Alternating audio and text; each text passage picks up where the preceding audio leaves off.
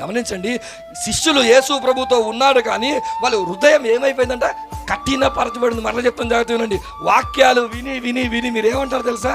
మాకు తెలియదా వాక్యం?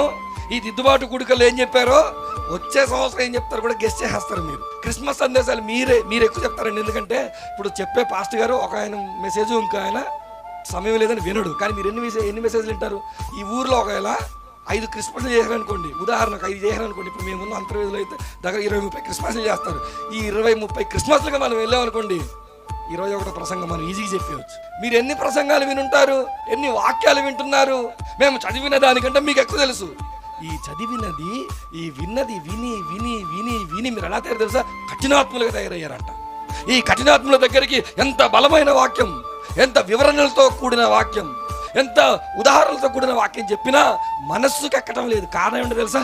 హృదయము కఠినపరచబడింది.